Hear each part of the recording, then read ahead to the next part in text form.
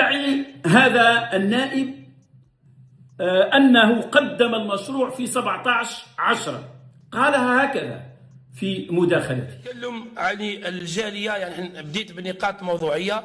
هذا المقترح للإشارة لا يستهدف الجالية، بالعكس أنا نهار تقدمت بالمقترح الإيداع تاعو خيرت يوم 17 أكتوبر، والكل يعلم ماذا يعني 17 أكتوبر. يعني هو واش قامت به الجالية الجزائرية لمساندة ثورة التحرير الوطني، وحطيته ل 15 أكتوبر لأنه 17 أكتوبر زامن مع يوم جمعة والجالية غير معنية به، بالعكس.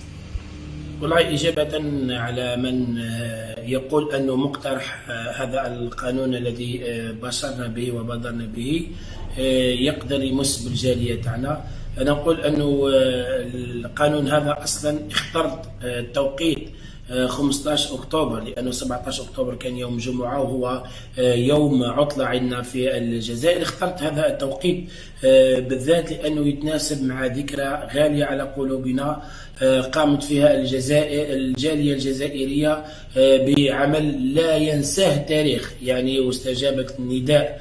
وهذا الربط هي محاولة ومراوغة أنني قدمت في 15 بمناسبة 17 فقط من أجل نوع من المراوغة التي تم استعماله، ونؤكد لكم أنه قدمه في 15 لم يفكر في حكاية 17 أبدا، هذه استعملها لاحقا من أجل المراوغة ليس إلا، وحاول أن يربط بأنه قدمها في 17 أكتوبر من أجل أنه ما فيش إساءة للمهاجرين ولا استهداف للمهاجرين والجاليات الجزائرية في الخارج.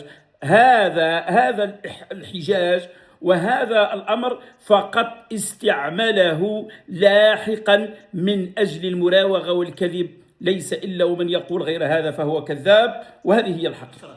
هذا السياق جابوا على أساس أنه ما يستهدفش الجالية. يا كذابين، كل القانون يحكي على الخارج، شكون اللي كاين في الخارج؟ جالية جزائرية، وأغلبية الساحقة من الجزائريين اللي في الخارج رافضين لهذا النظام. حتى الحراك الشعبي كان شكلوا الجزائريين اللي في الخارج قوة لهذا، واستهدفوهم عن طريق البلطجية، كانوا يبعثوا في بلطجية للمظاهرات اللي كانت في باريس، استهدفوهم عن طريق حتى بالاختطافات ومخططات الاختطافات وكذا وكذا وكذا، يعني في دولة.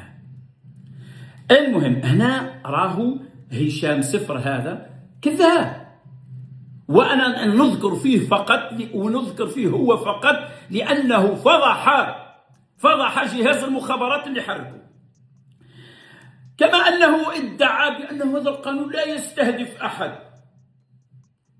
قانون لا يستهدف أحد هكذا يزعم في خرجاته الإعلامية الأخيرة، لكن لو عدنا إلى شهر 10 سنجده ماذا كان يقول.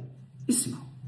هذا فرحات مهني الانفصالي اللي هو عميل للكيان. هذا أنور مالك اللي هو عميل للمخزن. هذا هشام عبود اللي هو عميل أيضا للمخزن.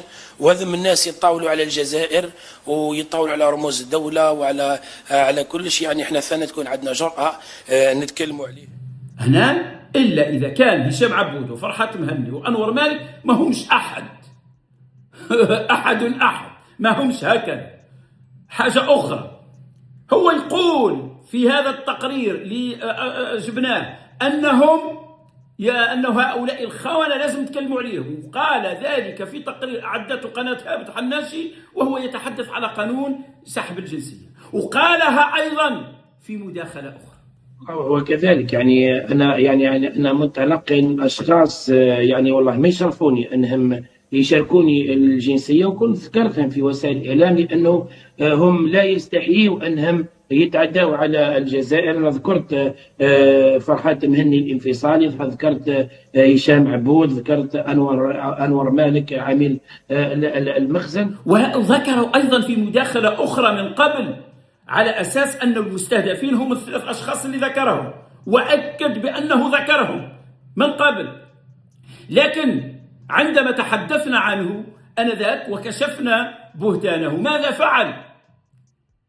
ظهر في قناة أخرى وأظهر التراجع. مخزن أنا قلت ذكرت وقلت لا يشرفونني، ما قلتش مجرد الميناء الجنسية، لأنه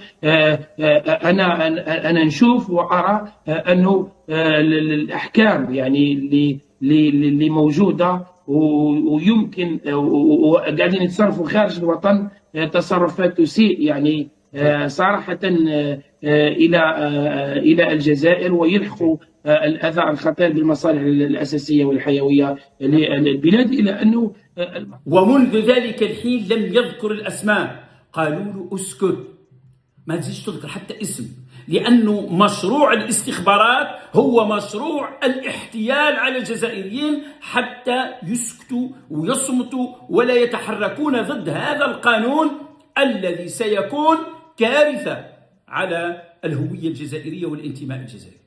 الأمر الآخر لو تشوفوا في صفحات، في 31 أكتوبر أعاد نشر واحد الرابط وضعين تحت أول ضحايا قانون الجنسية الجديد الذي يقول نزع الجنسية عن كل شخص يكون ولاؤه لدولة أجنبية، وها هي ظهور الصور تاع الأشخاص. هو نشرها على صفحته، أنور مالك، فرحات مهني، عبد السمار، أمير بوخرس، هشام عبود. هذه واحدة. زيد رقم 2 زاد في 30 أكتوبر في نفس اليوم نشر بارتاج أيضا منشور آخر، إسقاط الجنسية من الحثالة والشرذمة. هو أعاد نشره، هاو فيها العديد من الجزائريين اللي راهم كلهم يقيمون في الخارج. زيد شوف باش تعرفوا بأنه يكذب. ها هو في 27 أكتوبر بارتاج ما نشرته صحيفة الشرق الأوسط، تحرك جزائري لإسقاط الجنسية عن الخونة.